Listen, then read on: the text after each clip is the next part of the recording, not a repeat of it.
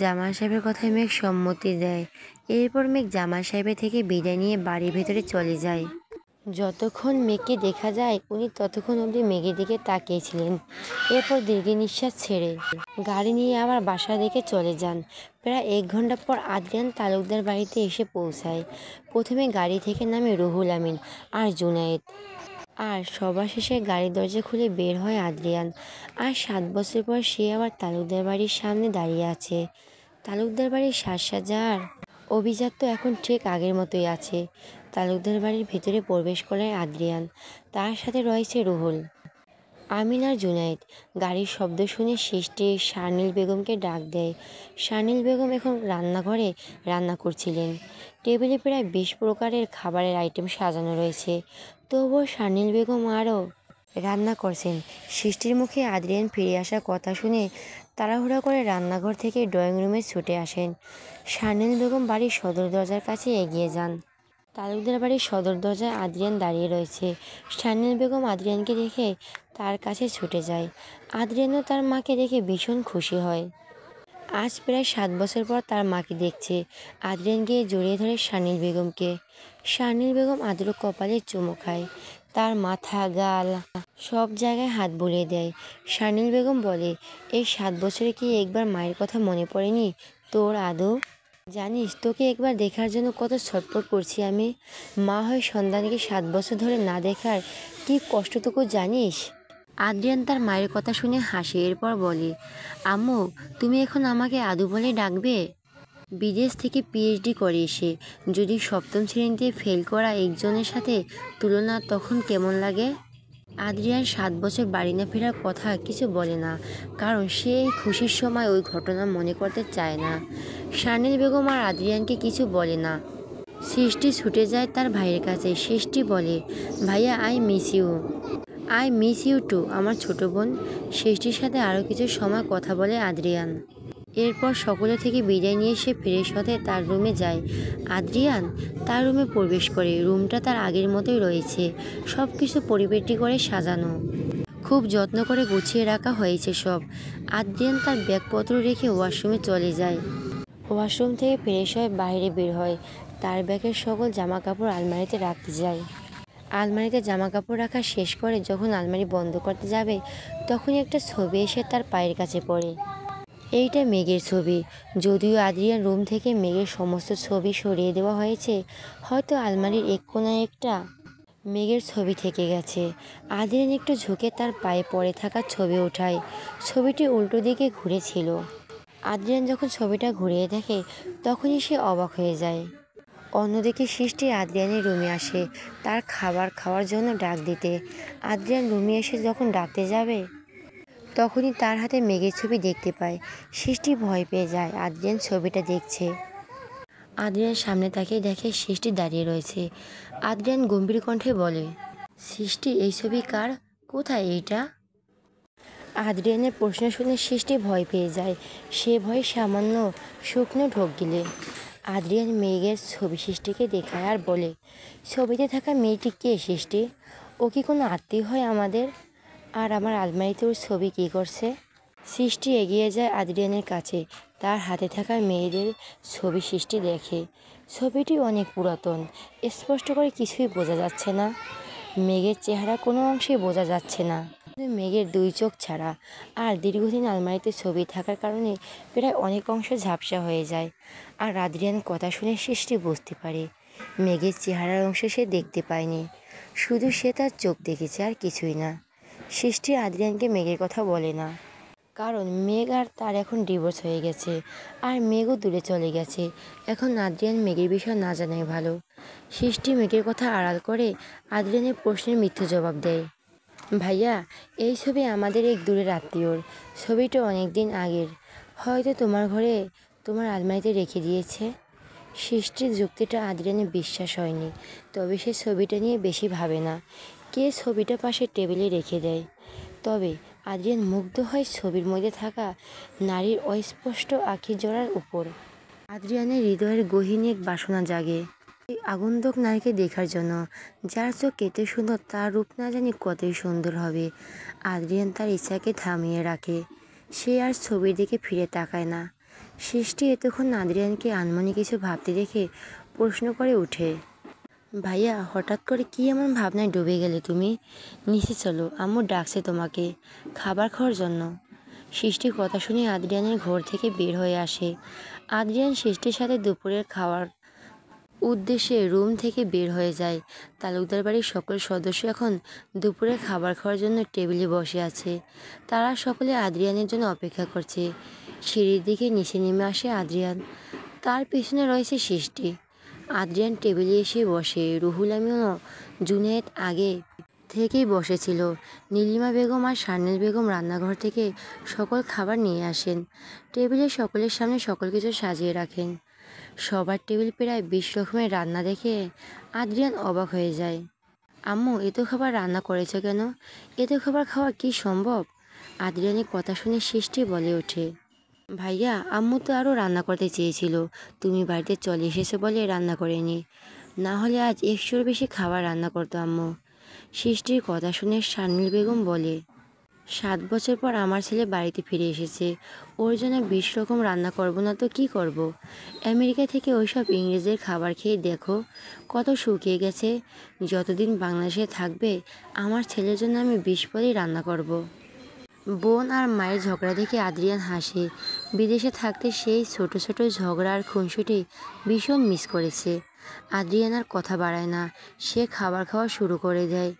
জামাল সাহেব এখন বাড়ি ফিরেনি নাই, তাই তাদের সাথে একসাথে বলে দুপুরের খাওয়া দাওয়া করতে পারেনি।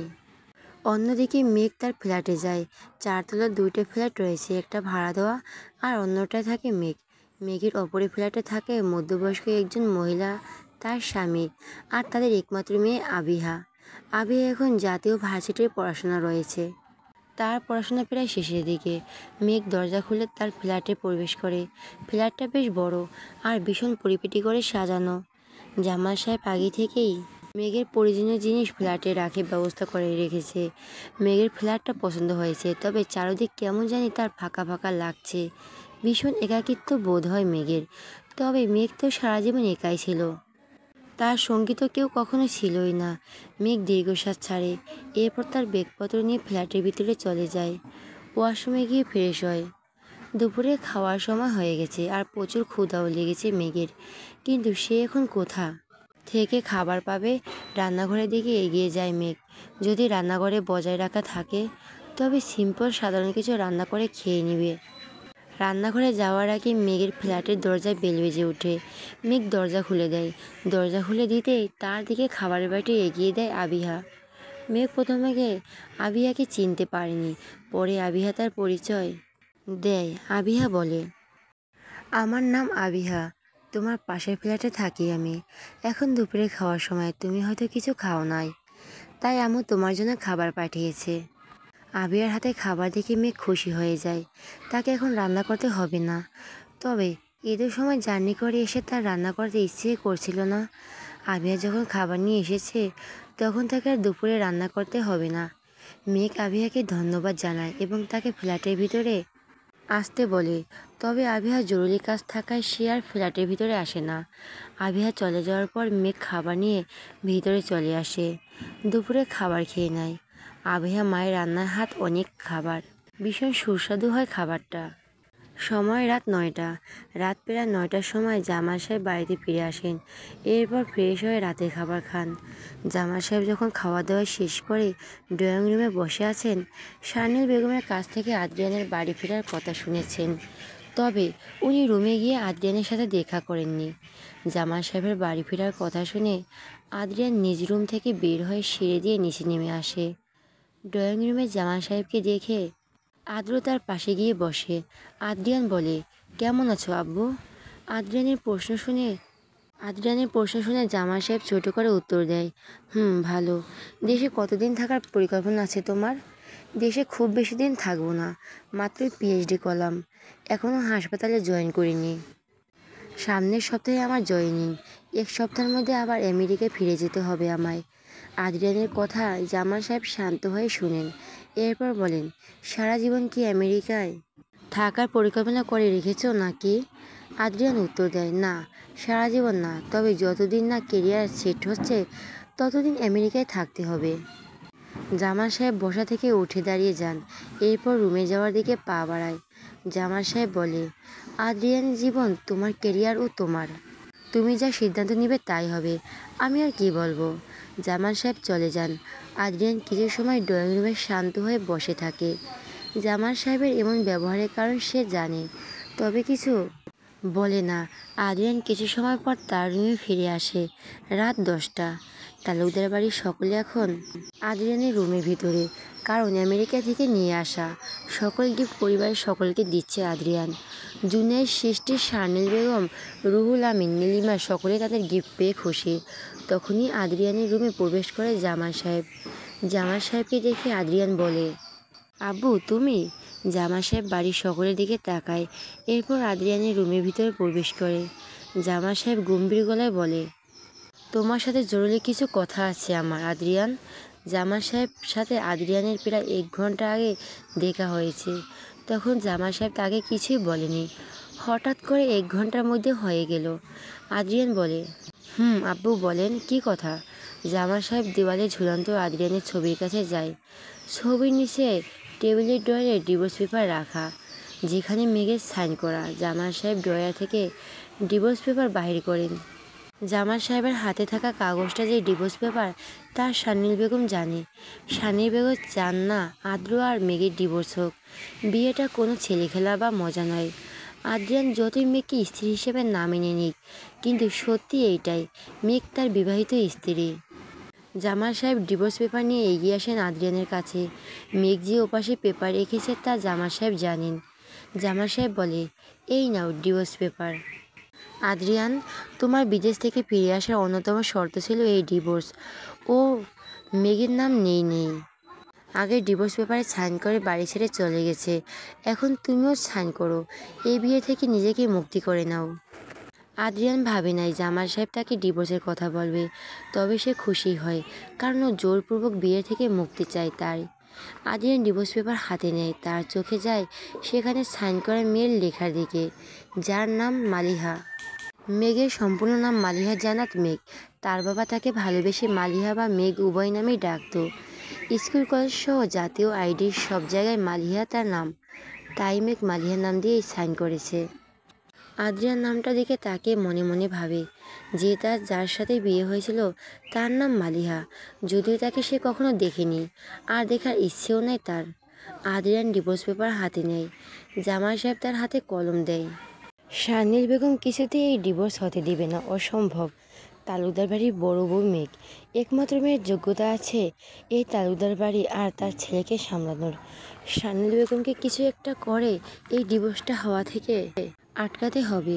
আদ্রিয়ান ডিভোর্স পেপার টেবিলে রাখে, এরপর নিচু হয়ে বসে, সাইন করার জন্য কলম নিয়ে যায় পেপারের কাছে। আদ্রিয়ান কাগজে মেঘের পাশে তার সাইন করে। আদ্রিয়ান হাঁটু নিচু করে টেবিলের কাছে বসে।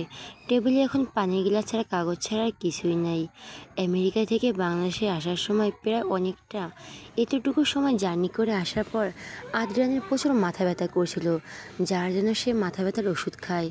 ওষুধ খাওয়া শেষ করে পানির গ্লাসটা টেবিলের উপর রাখে, যা কিছুক্ষণ পূর্বের ঘটনা। শারমিন বেগমের নজর যায় পানির গ্লাসের উপর। আদ্রিয়ান প্রায় সাইন করে ফেলবে, তখনই শারমিন বেগম খুব সাবধানে তার হাত দিয়ে পানির গ্লাস ডিভোর্স পেপারের উপর ফেলে দেয়। আদ্রিয়ান পেপার সাইন করার আগেই পানি দিয়ে সম্পূর্ণ কাগজ ভিজে যায়।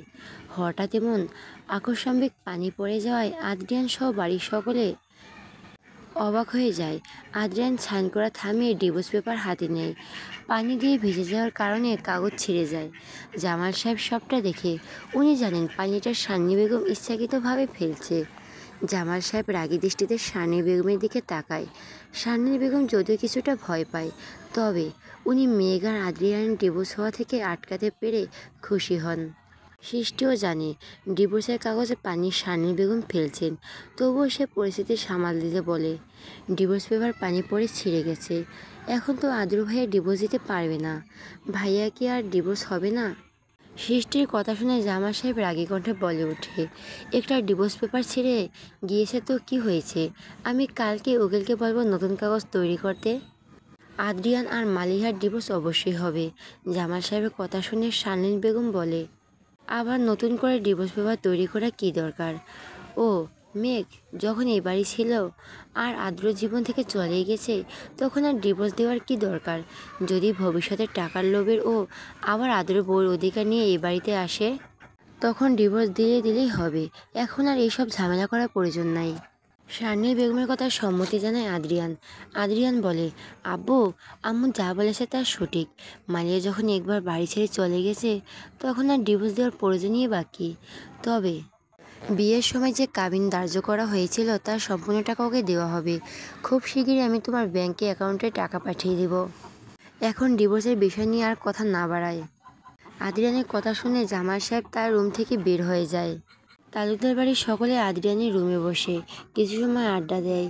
এরপর রাত 11টার সময় সকলে তাদের রুমে ফিরে এসে ঘুমিয়ে পড়ে।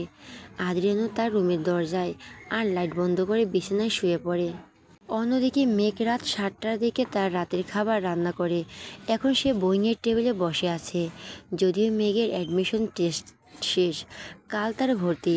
রাত জেগে এত সময় পড়ার প্রয়োজন নাই। তবে যদি অগ্রিম কিছু পড়া শেষ করে রাখে তবে তাই ভালো হবে। আর কাল ভর্তি হলে পরশু থেকে ক্লাস শুরু হয়ে যাবে।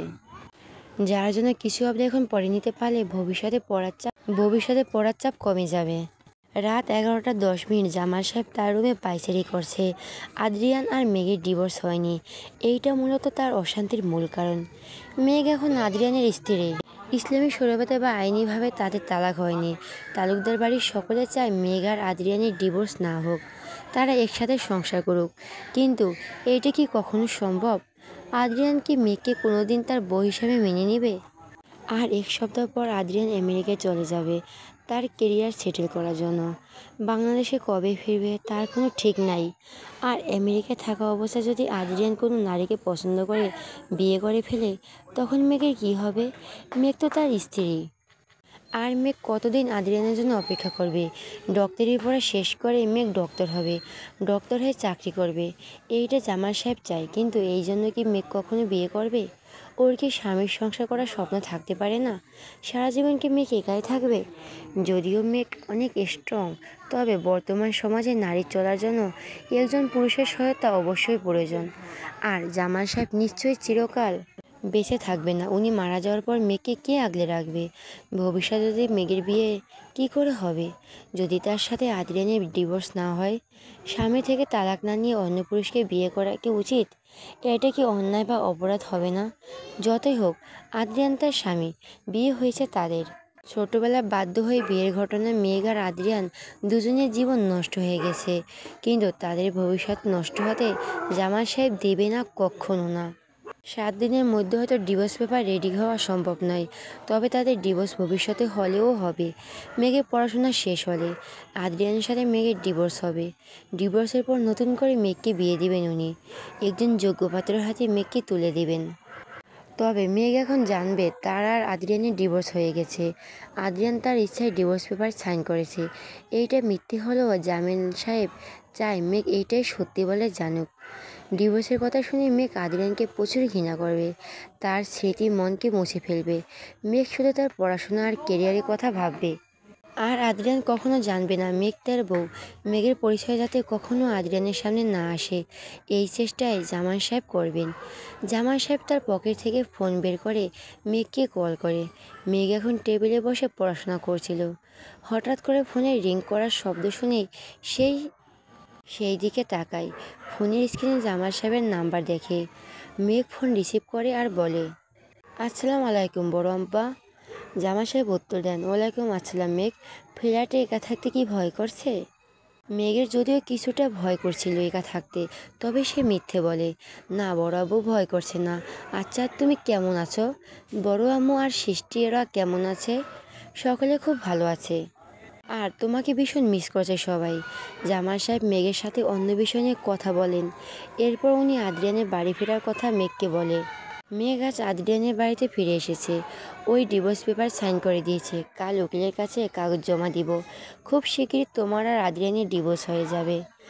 আদ্রিয়ান বাড়ি ফিরে আসা আর ডিভোর্স দুইটা শব্দ শুনে মেঘ চুপ হয়ে যায়। আদ্রিয়ান তাকে ডিভোর্স দিয়েছে কথাটা বিশ্বাস হয় মেঘের। মেঘের চোখ দিয়ে 2 ফোঁটা অশ্রুজল গড়িয়ে পড়ে। মেঘ শান্ত হয়ে বলে, ওহ, তোমার যা ইচ্ছে তাই করো বড় আব্বু, আমি এইসব বিষয়ে কিছু জানতে চাই না।